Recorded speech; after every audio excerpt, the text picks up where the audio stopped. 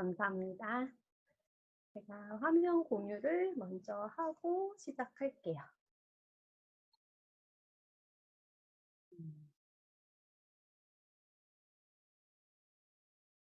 화면이 잘 보이실까요? 네. 오늘 강의 주제는 제 소개는 안 하고 넘어가도 되겠죠? 오늘 강의 주제는 친구약 중간사예요. 친구약 중간사는 성경에는 기록되지 않은 내용들이에요. 오늘은 좀 뭔가 세계사 시간에 왔다라는 생각하시고 세계사 좋아하시는 분들 계시면 즐겁게 들으실 텐데 저는 사실 이 부분을 강의를 맡았지만 전 진짜 세계사와 역사하고 거리가 먼 사람이거든요. 그래서 공부하는 기간이 꽤 많이 필요했어요. 근데 그렇게 제가 또 이과기도 한 면모도 있긴 하겠지만 세계사가 참 재미없다고 중고등학교 때는 느껴졌는데 이게 하나님의 말씀이라고 생각하고 접근을 해서 그런지 너무 궁금하고 알고 싶고 되게 재밌게 느껴져서 저한테는 굉장히 은혜로운 시간이었어요. 여러분들도 오늘 이 친구약 중간사를 들으시면서 하나님께서 어떻게 이 말씀이 임재하지 않으셨던 400년 동안 어떻게 일하셨는지를 그 은혜를 발견하시는 시간이 되기를 기도합니다. 친구약 중간사 400년에 들어가기에 앞서 400년 전에 북이스라엘과 남유다의 상황을 한번 확인하고 넘어가야 할 것 같아요. 지금 우리가 소선지서를 읽고 계시는데 우선은 이제 제가 목차로 잠깐 오늘의 강의를 한번 이렇게 정리를 하면 선행학습으로 북이스라엘과 남유다의 상황을 잠깐 살펴보고 넘어갈 거예요. 그리고 우리 다니엘서에서 그 금신상을 통해서 알게 되었던 하나님이 이미 말씀하셨던 이 팔레스타인 땅, 유대 땅의 패권이 어떻게 변하는지 그 왕조들을 따라가 볼 거고 그리고 나서 신약에 등장하는 주요 직책들이 있어요. 이 주요 직책들이 이 신구약 중간 사시의 역사의 배경으로 일어나는 일들이에요. 그 직책들을 살펴보고 로마 제국의 산물들, 이 신약의 27권이 다 로마 제국을 배경으로 하고 있기 때문에 이 로마 제국의 산물들이 이 신약의 배경이 되게 돼요. 그것들이 무엇이 있는지 살펴보고 이 신약 시대의 주인공들이 어디에서 살고 있는지 한번 하며 오늘의 강의를 마치도록 하겠습니다. 자, 우선 선행학습으로 이 남유다 사람, 북이스라엘 사람들이 어떻게 살고 있었는지 한번 확인할 텐데 이 북이스라엘 사람들부터 먼저 살펴볼게요. 북이스라엘 사람들 아브라함의 후손의 혈통을 순수성을 잃고 혼혈족이 되고 맙니다. 우리가 사마리아인이라는 단어 굉장히 많이 들으셨을 텐데 이 북이스라엘 사람들이 바로 혼혈족이 되는 사마리아인들이 되게 돼요. 아수르는 인구 혼혈 정책을 사용했어요. 그래서 혼혈이 급격하게 증가합니다. 유대 공동체들이 보기에 이 혼혈족은 이 아브라함의 후손이 이제는 아닌 거예요. 더 이상 아닌 거예요. 그래서 굉장히 배척하고 서로가 사마리아인들도 그렇고 유대 공동체들도 그렇고 서로 배척하며 증오하기 시작했어요. 이것은 중간기를 지나서 신약 시대에도 계속적으로 일어나는 일들이에요. 이러한 불가능한 난제 속에서 해결책이 등장합니다. 바로 그분이 예수님이시죠. 예수님은 강도 만난 사람들을 도와준 선한 사마리아인 얘기라던가 대낮에 물 길러 나온 사마리아 여인들과 대화를 하고 이렇게 사마리아인에 대해 관심과 사랑과 연민을 끊임없이 우리에게 보여주셨어요. 또한 마지막 유언에서까지도 이 사마리아인들을 챙기셨어요. 사도행전 1장 8절을 한번 찾아서 누가 제일 먼저 찾으시는 분이 혹시 읽어주실 수 있으실까요? 사도행전 1장 8절이에요. 오직 성령이 너희에게 임하시며 너희가 권능을 받고 예루살렘과 온 유대와 사마리아와 땅끝까지 이르러 내 증인이 되리라 하시니라. 아멘. 감사합니다. 예수님은 이 사마리아 땅에 복음이 세계 끝가로 땅 끝까지 전파될 때 이 사마리아 땅을 그냥 지나치기를 원치 않으셨어요. 사마리아 땅에도 복음이 전해지기를 바라셨죠. 빌립이 그 사마리아 성에 복음의 결실을 맺게 되죠. 사도행전 8장에 보면 이 빌립에 의해서 사마리아 성에 큰 기쁨이 임하는 일들이 나타내게 돼요. 자, 이번에 남유다를 볼게요. 남유다 150년간의 남유다 역사. 이 아하스 왕은 이 아수르에 의해서 북이스라엘이 망하는 것을 보았어요. 이때 생명 연장을 하는데 그거는 이제 굴욕적인 외교와 뇌물을 바침으로써 겨우겨우 생명 연장을 하지만 아들 히스기야 때가 되자 이제 아수르가 쳐들어오죠. 근데 의외로 여기서 남유다가 승리를 합니다. 그것은 하나님께서 북이스라엘을 향한 이 몽둥이로 사용한 아수르는 하나님의 뜻에 의해서 딱 거기까지만, 사마리아까지만 가능했던 거예요. 그러나 이 승리로 고대 근동에서 이 남유다는 엄청 유명해지게 되죠. BC 7세기의 요시야 이후에는 그 바벨론이 급부상하면서 내리막길로 치닫게 됩니다. 그러면 이 바벨론에서 끌려간 남유다 사람들이 또 있잖아요. 이들은 포로로 끌려갔어요. 3차례에 의해서 여러분이 잘 아시는 바와 같이 3차례에 걸쳐 포로로 끌려가서 살았죠. 성전은 이미 없어지고 하나님은 이 마음에 새기는 새 언약이 필요하다는 것을 이들에게 가르쳤어요. 70년의 재교육이 필요했던 거예요. 바벨론에 끌려간 남유다 사람들 말고도 남유다에 남아있던 유다 사람들이 있었어요. 근데 이 사람들은 애굽으로 도망하게 됐던 것을 우리는 성경을 통해서 보셨을 거예요. 시드기야 이후에 이제 나라가 아닌 게 되죠. 그래서 총독 그달리아가 바벨론으로부터 임명이 돼요. 근데 이 그달리아가 암살당하게 되잖아요. 그리고 나서 그 보좌관 요하난이라는 사람이 무서워서 이제 예레미야를 찾아가죠. 그래서 예레미야에게 하나님의 뜻을, 조언을 구합니다. 근데 하나님의 뜻은 그때 뭐였나요? 유대에 그냥 살고 있어라. 너네 거기서 하나님의 징계를 잘 받고 버티고 잘 살고 있어라 였어요. 그런데 그 말씀을 따르지 않고 심지어 예레미야까지 데리고 애굽으로 도망을 갑니다. 또다시 애굽의 노예 생활로 들어가게 되는 시점이에요. 마치 출애굽 이전 시절로 돌아가는 것 같이 되는 거죠. 그리고 70년 만에 페르시아로부터 돌아온 유대인들이 이제 자기네 땅에 돌아와 살게 되죠. 사실 유대인이라는 단어는 이때 등장하는 거예요. 이들이 바벨론으로 잡혀갔을 때 유대 땅 사람들뿐만 아니라 각지에서 포로들을 잡아왔어요. 그런데 이 남유다 사람들을 구별해서 부르기 위해서 그들이 유대인이라고 지칭한 거예요. 유대인이란 단어는 이때 포로기에 등장하는 단어예요. 이때 예레미야와 에스겔의 가르침에 따라 하나님의 말씀의 뜻에 따라 그곳에서 포로기 70년을 하나님의 징계를 달게 받고 월등히 살아남으려고 노력했어요. 다니엘, 스룹바벨, 스가랴, 에스더, 느헤미야 이런 걸출한 인재들을 배출했고 성전이 없죠. 거기 이제 성전이 다 무너지고 포로기에도 성전이 없었잖아요.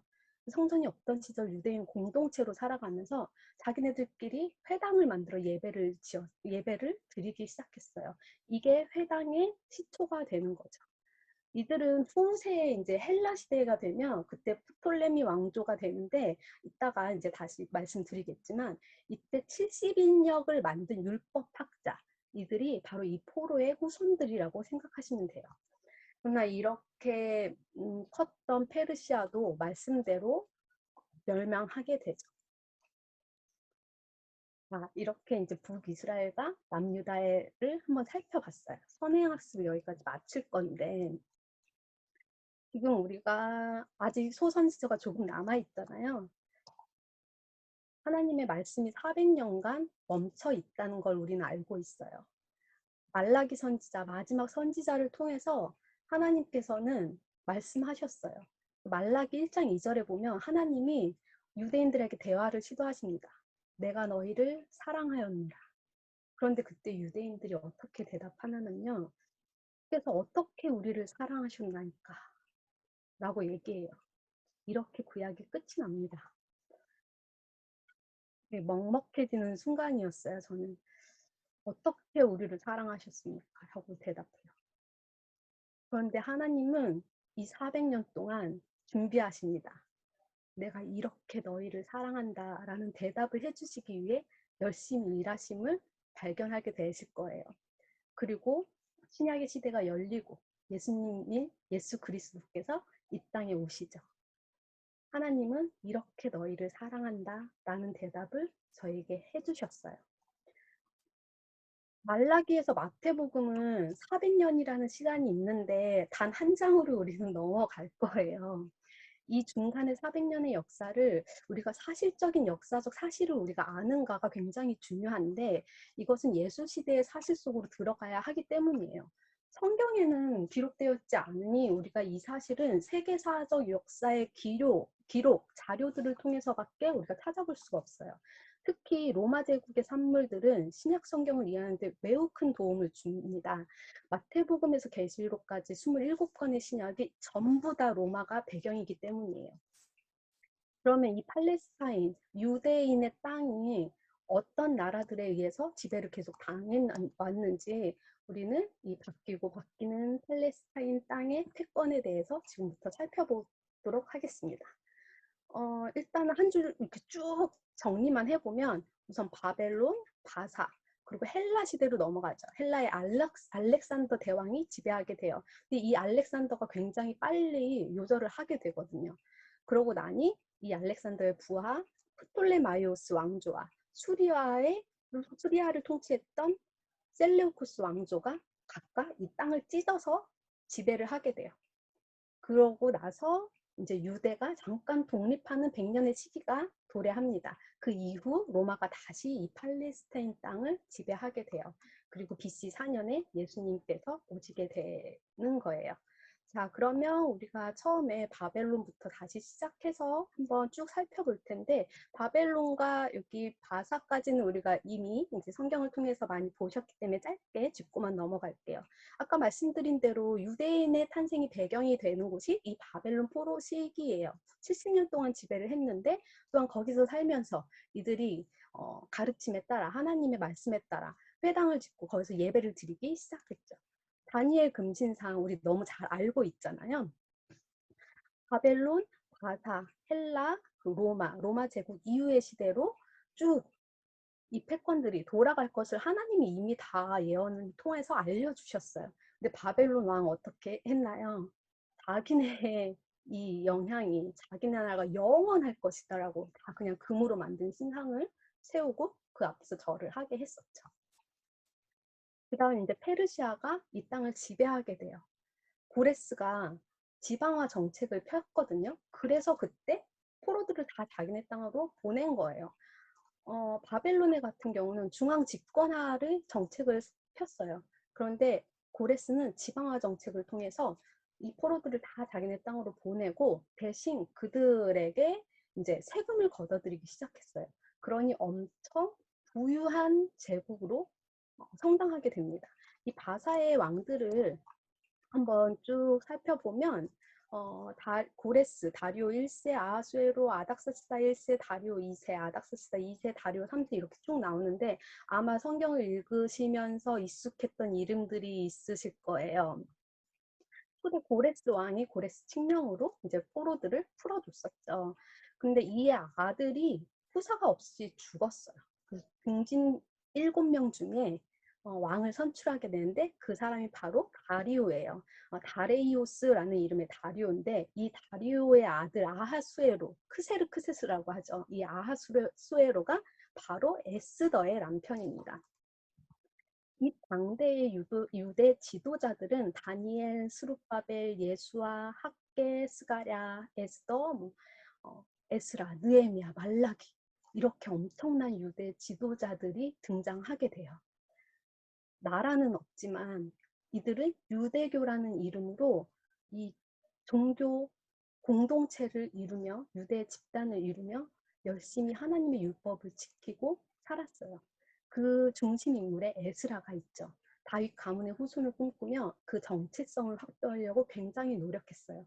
그러나 바사 말기에 이제 오고 그 다음 헬라가 지배를 하게 되죠. 근데 이들이 엄청 하나님의 말씀을 붙들고 그 공동체들이 단단하게 컸다는 거를 어디서 알 수 있냐면 자체 화폐가 있다는 기록이 있어요. 그리고 내국세를 내는 이렇게 좀 뭔가 나라는 없지만 굉장히 이 민족성이 뚜렷하고 엄청 세력이 있었던 민족으로 자라나고 있었어요. 그러나 이 페르시아도 얼마 못 가 이제 헬라 제국에게 넘어가서 이 팔레스타인 땅이 헬라 제국으로 넘어가게 됩니다. 이 헬라, 그리스예요. 그리스는 사실 도시 국가에서 시작했습니다. 여기 오른쪽에 위에 지도 보시면 델포이, 뭐 올림피아, 스파르타, 테베, 아테네 우리가 잘 좀 익숙한 이름들의 도시 국가들이 보이시죠. 이렇게 도시 국가로 출발을 했어요. 이 원래 있었던 아까 우리 방금 살펴봤던 페르시아 이 땅이 이 그리스를 계속적으로 침공했었어요. 우리 역사 시간에 들은 거 기억하실지 모르겠어요. 살라미스 해전 들어보신 적 있으실 거예요. 그게 뭔지는 기억 안 나도 그 단어는 들어보신 적이 있으실 거예요. 이 도시국가 그리스와 페르시아가 싸웠던 그 해전 중에 하나가 살라미스 해전이에요. 근데 이때 이 페르시아를 꺾고 그리스가 승리를 합니다. 근데 그리스가 이렇게 승리를 했는데 이게 하나의 왕권이 아니라 도시국가라고 했잖아요. 어떻게 됐겠어요? 내전이 일어나기 시작하죠. 아테네, 스파르타, 여기 테베 이 나라들끼리 자기네들끼리 이제 제 최고 권력을 잡으려고 막 싸우기 시작해요. 그런데 이 지리적으로 볼 때 이 삼면이 거의 무슨 나라처럼 이렇게 바다 가운데 있잖아요. 해전이 엄청 강한 나라였죠. 근데 이 해전이 강한 도시 국가가 바로 아테네였어요. 그래서 아테네가 제일 먼저 이 국가의 권력을 잡게 되죠. 그러나 스파르타에게 또 넘어가고 테베로 이 권력이 넘어가게 돼요. 근데 이 테베에서 갑자기 이 왕이 죽게 돼요. 이 최고 권력자가 죽게 되는데 그 시절에 이 테베에는 이 윗지방에 이 그리스 윗지방에 마케도니아라는 지역이 있는데 그 마케도니아의 왕의 아들이 볼모로 잡혀와 있었대요. 그 사람이 이제 필리포스 2세인데 이 필리포스 2세가 이때를 틈타서 이 그리스를 먹게 돼요. 이 필리포스 2세의 아들이 바로 알렉산더 대왕입니다. 그리스를 장악한 알렉산더는 그리스 침공을 계속적으로 했던 이 페르시아를 응징하러 나서기 시작했어요. 그리고 이 알렉산더는 우리가 역사에서 잘 아시다시피 이 지역을, 이 페르시아의 지역을 다 침략해서 정복하게 되죠. 그리스를 장악한 알렉산더는 자기의 이름을 따서 그 알렉산드리아라는 도시를 70개 이상이나 건설하게 돼요. 그리고 그리스의 사상과 문화를 전파하게 되죠. 그게 바로 헬레니즘이에요. 이 그리스가 헬라어로 헬라스라고 하는데 거기서 기원했다고 해요. 헬라 제국이 전체의 그리스 사상과 문화가 퍼뜨려지는 순간이에요. 그리고 특별히 헬라어라는 국제 공용어를 사용하게 했어요. 언어가 통일되는 순간입니다. 어, 아시는 분들 있겠지만 이 알렉산더의 스승 누군지 아시는 분 있나요? 알렉산더의 선생님이 있어요. 굉장히 유명한 아리스토텔레스. 아리스토텔레스. 아리스토텔레스 맞아요. 아리스토텔레스가 이 가정교사로 이 알렉산더를 가르쳤거든요. 그러니 이 알렉산더는 철학적인 면모가 굉장히 뛰어난 사람이었어요. 잠깐 재밌는 얘기 하나 드리면 이 알렉산더가 마케도니아에 살던 시절에 꿈을 하나 꿨대요. 평소에 엄청 이 아시아를 어떻게 하면 제패할 수 있을까 이거를 한참 궁리하고 있었는데 그게 이제 너무 그 고민이 컸던 나머지 꿈속에서도 그 궁리를 하고 있었나 봐요. 그랬는데 그 꿈속에서 자주색과 주홍색 옷을 입고 이 모자에 금패로 하나님의 이름이 새겨진 금패가 붙은 모자를 쓴 사람이 나타나서 내가 도와주겠다. 내가 그 길을 알려주겠다. 라고 얘기했던 꿈을 꿨대요. 그리고서 이제 시간이 흘러 이 페르시아 지역을 제패하고 나서 이제 얘네들이 이집트까지 제패하러 내려가는데 그 중간 지점에 뭐죠? 여기 팔레스타인 땅이 있잖아요. 이곳을 지나가는데 자기가 꿈에 봤던 그 다주색 주홍색 옷을 입은 사람이 딱 나타나는 거예요, 자기 눈앞에. 바로 유대인의 제사장이었어요. 그 제사장의 제복이었거든요. 그걸 보고 이제 유대인들에게는 너무 온화하게 대했대요. 그러한 일화가 요세푸스의 기록에 있다고 하더라고요. 근데 이 알렉산더가 32살인가요? 되게 젊은 나이에 요절을 하게 돼요. 그러고 나니 아까 우리 쭉 살펴봤던 거기에서처럼 부하 장군들의 땅 찢어먹기가 시작됐어요. 그 부하 장군들 두 사람의 이름이 프톨레마이오스와 셀리우코스입니다. 프톨레마이오스가 이 이집트 지역, 이 남서쪽 지역을 먹게 되고요. 바벨론이 있었던 그 지역을 셀리우쿠스가 정복하게 돼요. 그런데 제가 여긴 지도를 실지는 않았는데 그 지역을 아시는 분들은 알겠지만 이 바벨론 지역과 이 애국 지역, 이집트 지역 사이에 요 팔레스타인 땅이 존재하잖아요. 그러니 이 팔레스타인 땅은 늘 두 세력의 충돌지였어요. 자, 이 팔레스타인 땅을 프톨레마이오스 왕국이 먼저 차지하게 됩니다. 프톨레마이오스 1세는 알렉산더의 충신이었던 것 같아요. 아마도 알렉산드리아라는 도시를 건설을 하고 거기를 수도로 지정해요. 그리고 이 팔레스타인 땅에 많은 유대인들을 데려다가 이주시키고 거주시키기 시작했어요. 신약에 아볼로라는 사람 나오잖아요. 그 아볼로도 이 이집트에 살던 알렉산드리아에 살던 유대인이래요. 유대인에게 굉장히 온화한 정책을 썼어요. 유대 대제사장들에게 정치 지도자의 역할을 계속 할 수 있도록 자리를 보존해주고 종교를 지킬 수 있도록 해주고 문화를 지킬 수 있도록 해줬어요. 내정에는 전혀 간섭하지 않았던 것 같아요. 다만 세금 걷는 거 그리고 헬라어 사용하는 데는 굉장히 철저했어요. 그런데 이 프톨레마이오스 왕국이 끝까지 팔레스타인을 점령할 수 있었던 건 아니에요. 바벨론 땅에 있었던 셀레우쿠스 왕조는 늘 이 프톨레마이오스가 이 팔레스타인 땅을 훔쳐갔다, 빼앗았다라는 생각을 계속 갖고 있었어요. 그래서 100년 동안 이 프톨레마이오스가 100년 동안 이 팔레스타인을 지배하는 내내 계속 여기를 엎치락뒤치락 하면서 이 땅을 계속 뺏어오려고 수시탐탐 노리고 있었어요. 이 셀레우코스 왕조의 안티오코스 3세가 드디어 이집트를 격파하고 이 팔레스타인 땅을 차지하게 돼요. 안티오코스. 이 안티오코스 가문의 이름이 바로 안디옥이에요.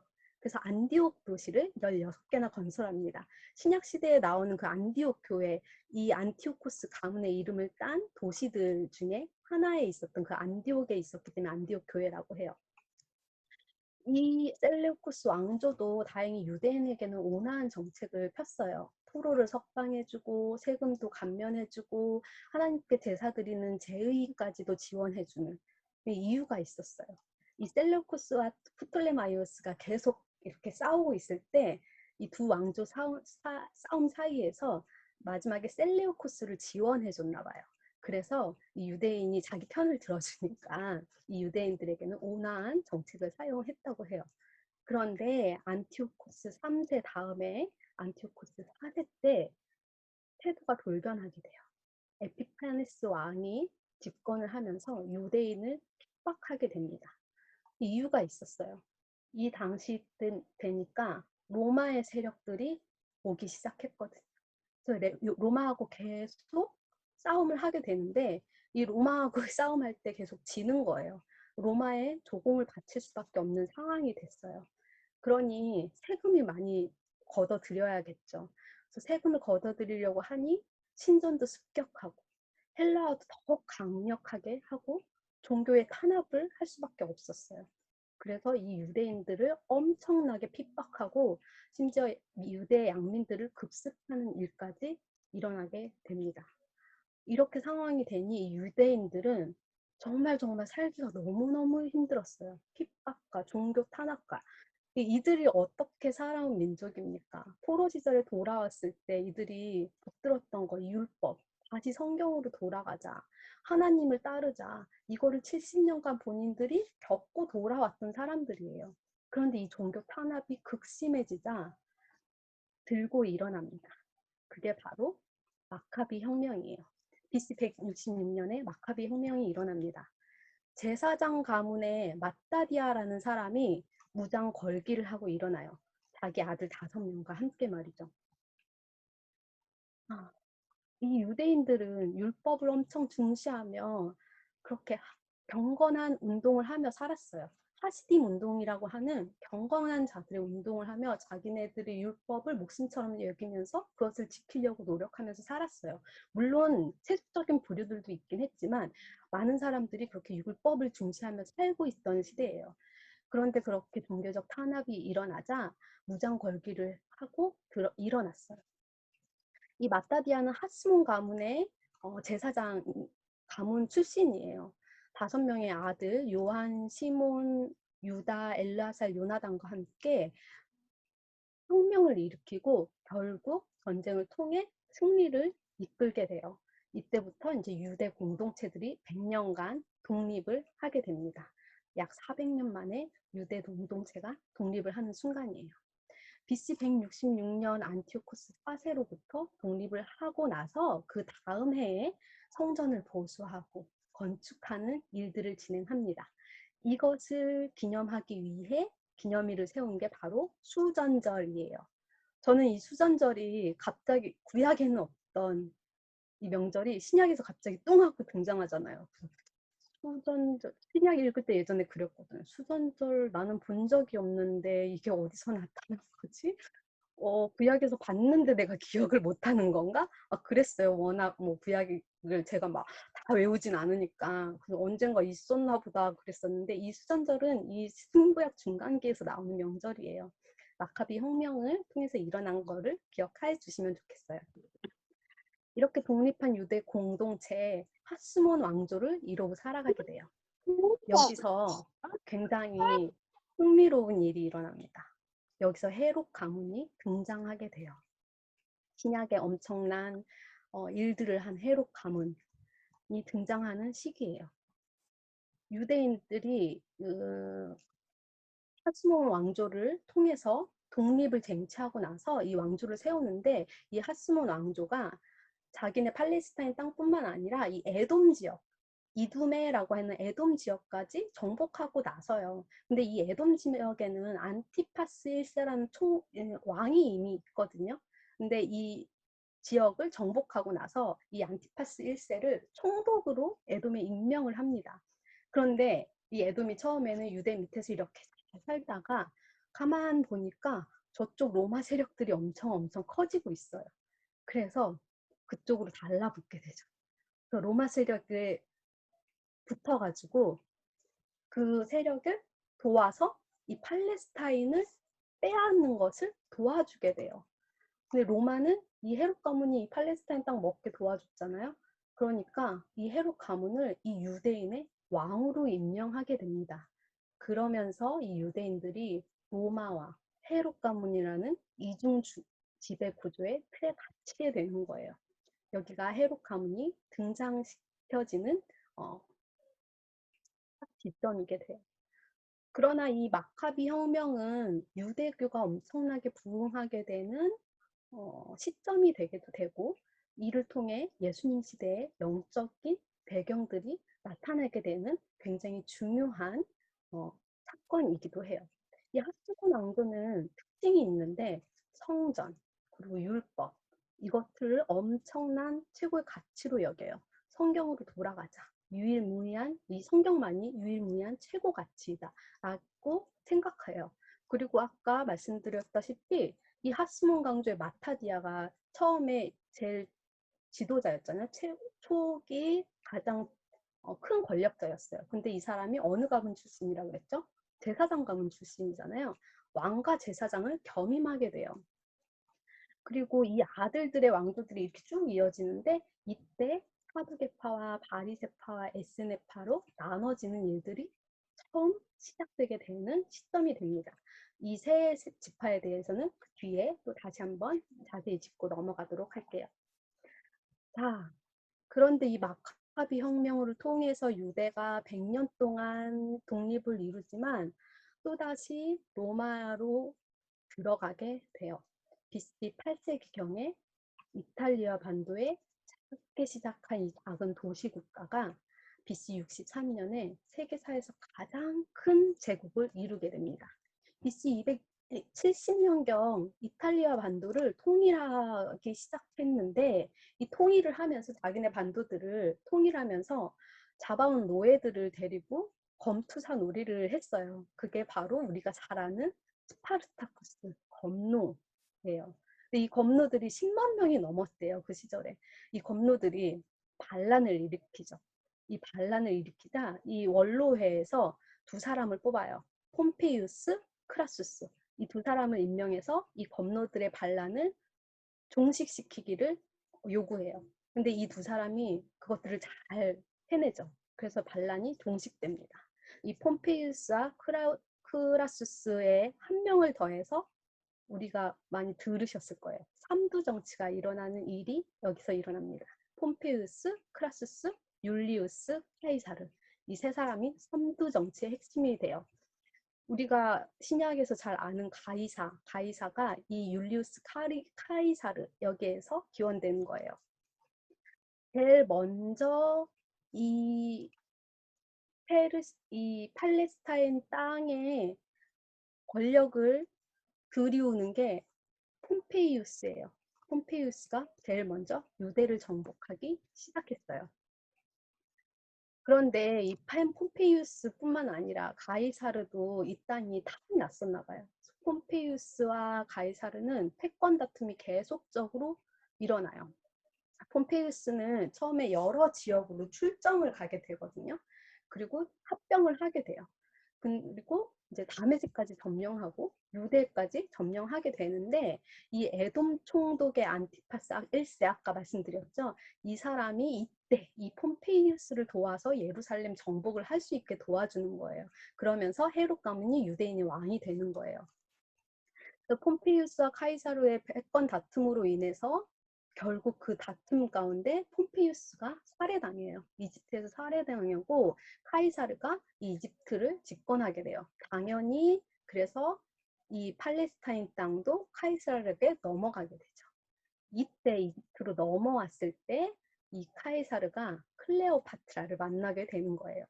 이 카이사르, 로마를 통일한 최초의 주인공입니다. 그런데 또 살해당해요. 이 카이사르의 충신 브루투스에 의해서도 살해당합니다. 그러자 양아들인 옥타비아누스와 그의 신하 안토니우스가 또 둘이 권력을 쥐고 일어섭니다. 이 유대의 왕 헤롯이 있었잖아요. 이 헤롯은 이 복잡한 정치 권력 가운데서 여기저기 눈치를 보면서 요리 붙였다 조리 붙였다를 굉장히 잘했던 사람이에요. 삼두 정치의 1세대 권력자, 아까 폼페이우스, 크라수스, 율리우스, 카이사르 말씀드렸잖아요. 이들과도 헤롯은 사이가 좋았어요.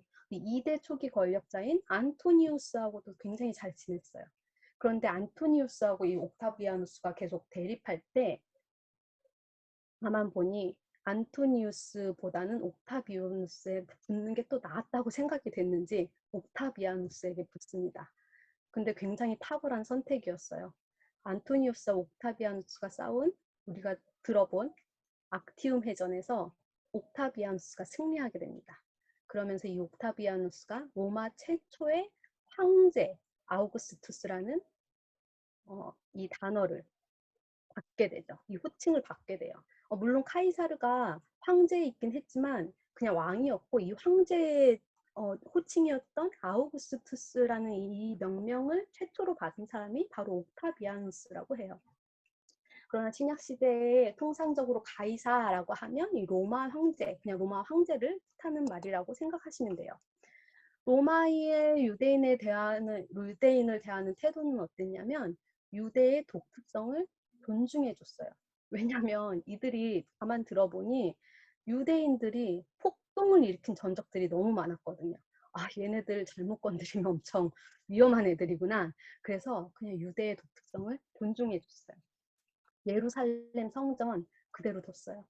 예루살렘 성전에 스토리를 쭉 이들이 보니 아수르 제국이 포위하고 18만 5천 명이 몰살당하기도 하고, 바벨론이 여기 이 조그만 성 하나 함락시키는데 성전 하나 빼앗는데 18개월이나 걸렸고, 페르시아는 심지어 이 성전을 재건해주기도 하고, 헬라 시대, 로마 시대를 통틀어 다 살아남았던 것들을 보았던 것 같아요. 굉장히 중요한 지역이라고 생각했어요. 유대인은 이 성전을, 예루살렘 성전을 종교적으로만 바라볼 수밖에 없었죠. 당연히 그렇죠. 그러나 이 제국들은 이 예루살렘 성전을 어떻게 봤냐면 돈으로 봤어요. 왜냐면 성공한 디아스포라들이 여러 나라에 살고 있었어요. 로마까지 지금 왔잖아요. 이 디아스포라들은 이 제국들의 시대를 다 거치면서 뿔뿔이 흩어졌는데 각자 사는 곳에서 성공해서 이 예루살렘 성전에 계속 헌금을 했거든요. 그러니 헌금들이 엄청 많았겠죠. 이 제국들은 이 예루살렘 성전을 돈으로 보았었던 거예요. 이렇게 강대국이었던, 세계에서 가장 큰 제국이었던 로마 제국의 통치를 받으면서 이 팔레스타인에는 여러 가지 제국들의 산물이 존재하게 돼요. 자, 호적. 호적은 왜 생겼을까요? 세금을 걷기 위해서 생긴 거죠. 세금을 거두려면 이 민족에 어떤 사람들이 있는지 기록이 있어야지 그 사람들이 세금을 얼마씩 내고 이런 것들이 필요하잖아요. 호적 제도가 필요했어요. 우리 예수님의 엄마 아빠가 그 호적 때문에 이렇게 1년에 한 번씩 갔던 거, 그게 다 호적 때문이었잖아요. 그리고 세리는 당연히 세금을 거두려면 세리가 필요했겠죠. 그리고 백부장과 천부장, 백인을 대표하는 부장과 지역 사령관, 이 천부장이었고, 그리고 로마 시대에는 특별히 여행이 자유화되었어요. 그리고 이 디아스포라 유대인들이 예루살렘 방문하는 것이 어렵지 않았고 뭐 거부되지 않았어요. 도로와 수도시설, 공공시설이 엄청나게 발전한 나라가 바로 로마예요. 우리가 사도 바울이 그 여행했던 것만 봐도 알 수 있잖아요. 로마와 도로와 백길 이런 것들, 먼 거리 여행들이 굉장히 수월하게 있을 수 있을 정도로 발달을 했어요. 도로나 항해 사정이 굉장히 좋았고, 그리고 안전했다는 거. 그렇기 때문에 여행할 수 있었겠죠. 그리고 세계 각국의 디아스포라 유대인은 1년에 최소 한 차례 이상, 세 차례씩 예루살렘에 방문했었어요. 로마의 동의 없이는 일어날 수 없는 일들이었어요. 사도행전 2장 5절에 보면 그때의 경건한 유대인들이 천하 각국으로부터 와서 예루살렘에 머물러 있더니 라고 되어 있어요. 오순절 사건 때. 그것처럼 세계 각국으로부터 예루살렘으로 오는 길들이 닦여져 있었던 거예요. 굉장히 중요한 포인트예요. 복음이 전파될 수 있는 길들이 열리게 된 거죠. 그리고 이 십자가는 로마의 사형법 중에 하나였어요. 중범죄를 저지른 죄인을 처형하는 사형법 중에 한 가지였어요. 그리고 채석장은 중죄를 저지른 죄인을 처벌하기 위해서 노예를 삼아서 그곳 채석장에서 일을 하게 노동을 시켰어요. 우리가 잘 아는 사도 요한이 반모섬 채석장으로 보내졌는데 이게 그 채석장이에요. 로마에는 채석장이 있었어요. 사도 요한은 이 채석장에서 계시록을 기록하게 되죠. 로마 시민권은 뭐 아시다시피 로마의 시민들을 위해서 자기네 자국민들을 위한 시민권을 개발하게 되죠. 자, 이렇게 해서 우리 400년간의 그 제국들의 흐름을 살펴봤어요. 신약에는 등장하는 주요 직책들이 있어요. 아마 다 여기서 1번부터 9번까지 제가 쭉 써놨는데 이 단어들을 신약에서 많이 발견하셨을 거예요. 로마 제국의 권력에 힘입어서 유대 지역을 다스렸던 가문이 바로 헤롯 가문이잖아요. 이 헤롯 가문은 성경에 많이 이제 신약에 많이 등장하는데 성경에 등장하는 헤롯 가문의 사람들 중에 가장 유명한 헤롯은 예수님이 태어날 당시 유대를 통치하던 대헤롯이에요. 이 오른쪽에 제가 이제 헤롯 가문의 가계도와 밑에 유대 분봉왕의 그림을 넣어놨는데 이것을 같이 보시면서 들으시면 이해하시는데 좀 도움이 되실 것 같아요. 이 대헤롯은 유대 지방을 다스렸고 예수님을 죽이기 위해서 2살 이하의 유아들을 학살하라는 명령을 내린 왕으로 유명하죠. 대헤롯이 죽은 후에 로마 황제는 이 유대 지역을 대헤롯의 세 아들들에게 나눠주고 분봉왕이라는 직위를 주어서 다스리게 합니다. 그 아들 중에 아킬라오라는 사람이 마태복음 2장 22절에 딱 한 번 언급돼요. 유대와 사마리아와 에돔 지역을 다스리게 되는 분봉왕이에요. 그리고 헤롯 안티파스, 이 사람은 예수님의 고향인 갈릴리와 요단강 동편인 베레아 지역을 지배하게 되죠. 성경에 세례 요한을 죽이고 예수님을 신문한 사람이 바로 이 헤롯 안티파스예요. 그리고 빌립, 이 사람은 주로 이방인들이 사는 갈릴리 북동부 데가볼리 지역을 다스렸어요. 아이사랴 빌립보를 건축했던 사람이에요. 근데 여기서 아켈라오 이 사람이 유대인을 지배할 때 굉장히 야만적이고 폭력적이었대요. 그동안에 지배했던 그러한 성향과는 너무나 달랐어요. 그러니 유대인들이 폭동을 일으켰어요. 그리고 로마에 청원을 넣습니다. 이대로는 못 살겠다.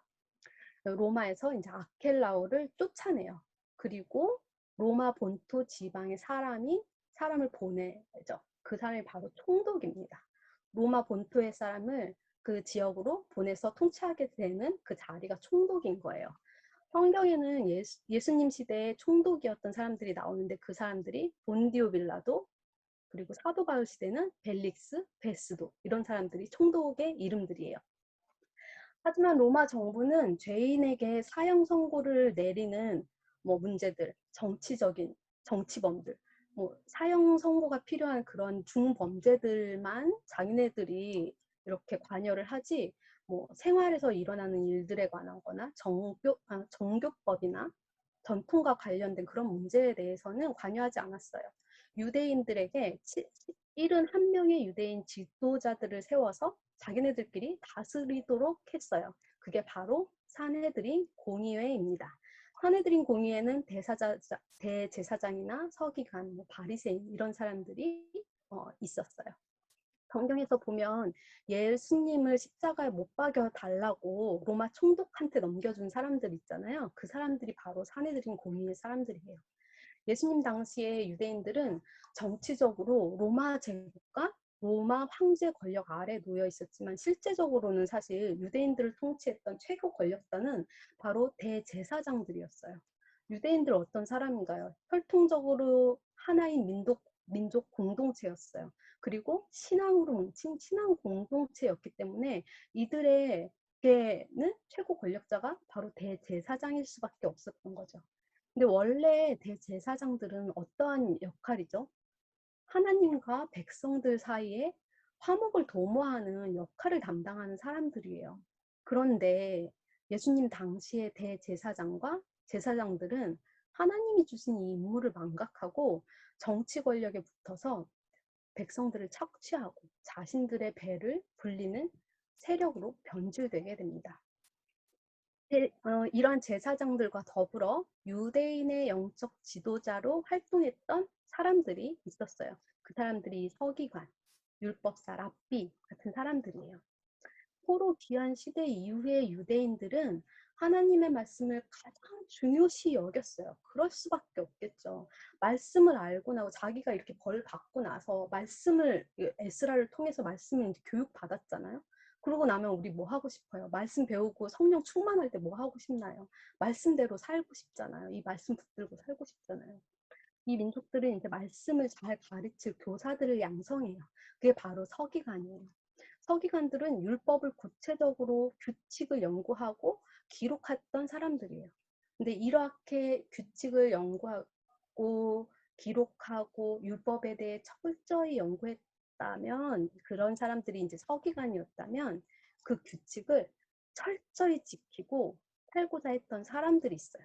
그 사람들이 바로 바리새인들입니다. 이 바리새라는 뜻은 분리되다, 구별되다라는 뜻이래요. 이 바리새인들, 율법의 규례를 철저하게 지켰어요. 그러니 이 유대인들 백성들이 보기에 어떻겠어요? 굉장히 존경스러웠겠죠. 오늘날 정통 유대교를 따르면서 철저하게 지키는 이 유대인들이 바로 이 바리새인들의 후손이라고 보시면 될 것 같아요. 이와 반대 성향을 가진 사람들도 있었는데 그 사람들이 바로 사두개인이에요. 사두개인은 제사장 가문이고 부유한 귀족층의 사람들이었어요. 정치 권력자들과 친했기 때문에 유대 사회를 움직였던 실질적인 권력자들이었어요. 근데 이들은 모세 오경만을 성경으로 인정하고 살았어요. 그러니 천사, 영혼, 영생, 부활 이런 거는 믿지 않았어요. 근데 반면 바리새인들은 이런 모든 것들을 다 믿었고 구약 성경 전체를 믿었던 사람들이에요. 이런 바리새파와 사두개파와 달리 온전히 하나님만의 율법을 연구하고 준행하기 위해서 아예 속세를 떠나서 사해 바다의 주변에 그 쿰란 광야 동굴에 아예 들어가서 살던 공동체 생활을 하던 사람들이 있었는데 그 사람들이 바로 에세네파 사람들이에요. 이 에세네파 사람들이 거주하던 동굴에서 그 많이 들어보셨을 거예요. 사해사본. 이 사해사본이라고 불리는 구약 성경의 필사본들이 발견되게 됩니다. 그리고 또 열심당이라는 이 당이 있어요. 셀로 당이라고도 한다고 하는데 이 사람들은 뭐냐면 반로마주의 사람들이에요. 유대를 로마로부터 독립시키고자 하는 독립투사들이에요. 정치적으로, 군사적으로 독립시키고자 목숨 걸고 싸웠던 사람들이에요. 전쟁, 혁명 언제든 일으킬 수 있다고 생각하고 살던 사람들이고 심지어 몸에 항상 칼을 지니고 다녔다고 해요. 자, 이렇게 신약에 등장하는 직책들을 보셨어요. 이제 신약을 읽으실 때, 이런 사람들이 이렇게 이런 단어, 용어들이 나오면 조금 수월히 넘어가실 수 있으실 것 같아요. 자, 이렇게 살아왔던 사람들, 신약의 주인공이 되어서 살아갈 텐데, 이들은 첫째, 어쨌거나 팔레스타인에 아직도 땅에 남아서 살고 있는 사람들, 그리고 그 주변, 팔레스타인 땅 언저리에 살고 있는 사람들, 그리고 이 까만색, 세계를 떠돌아다니는 디아스포라들로 남아서 살게 됩니다. 바벨론 포로 귀환 이후 시대의 유대 민족은 예수님이 이 땅에 오실 때까지 약 400년 동안 정치적으로 굉장히 혼돈하고 어둡은 시간을 보내면서 이 힘과 권력을 가진 자들, 많은 제국들에 의해서 각종 착취를 당하고 고통스러운 시간을 보내야만 했어요. 메시아를 기다리면서 말이죠. 구약에 말씀하셨던 메시아. 사도행전 1장에 보면 주께서 이스라엘 나라를 회복하심이 이때니까 이런 말씀이 나오잖아요. 그토록 회복하길 원했던 이스라엘이라는 나라, 이 나라 이름 대신 유대인이라는 민족 이름으로 맞춰야만 했습니다.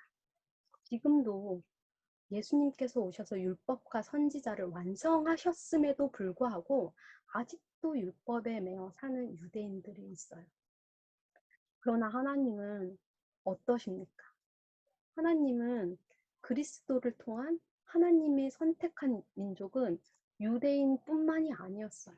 그래서 이 유대인들은 하나님께서 선택하신 제사장 나라일 뿐이지 이 제사장 나라의 역할들을 잘 해서 세상 끝까지 복음이 전파되길 원하신 분이 바로 하나님이세요.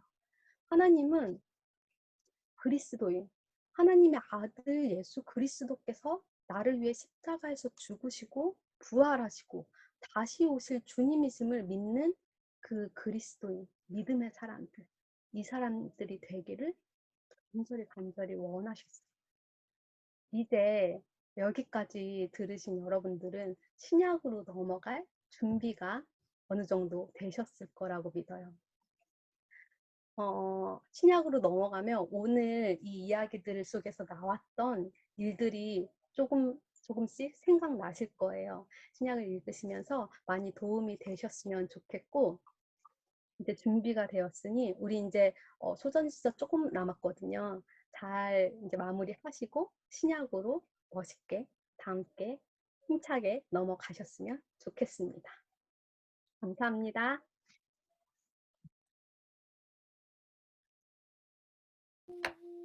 감사합니다. 정말 400년 동안 이렇게 방대한 분량을 이렇게까지 요약을 잘해서 잘 정리해서 전달해 주셔서 너무너무 감사해요. 이제 소그룹으로 모이셔서 오늘 배웠던 말씀도 괜찮고 아니면 3주 동안 지난 이야기 또 서선지서 읽으시면서 은혜 받은 이야기 풍성히 나누시고 평안한 주일 밤 되시기를 축복합니다. 우리는 오늘 모임 후에는 이제 2주 뒤에 사복음서 중에서 공간복음 말씀으로 함께 모이도록 할게요. 제가 소그룹을 금방 열어드리겠습니다. 우리 유리 리더님 너무너무 감사해요. 감사해요.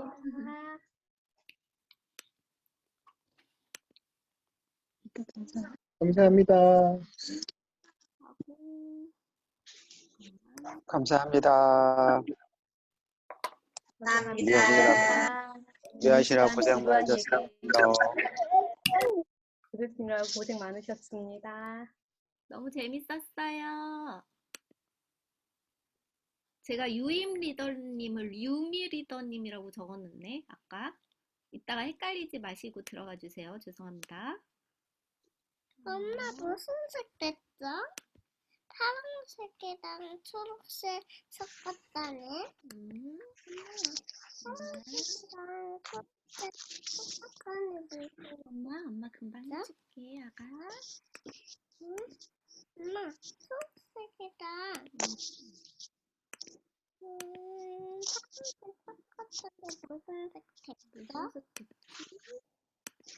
엄마 넌 여기 이렇게 봐봐. 잠깐만 엄마 집에 못 가요. 이거 그래? 좋다. 좋다. 파란색이랑 초록색 됐네.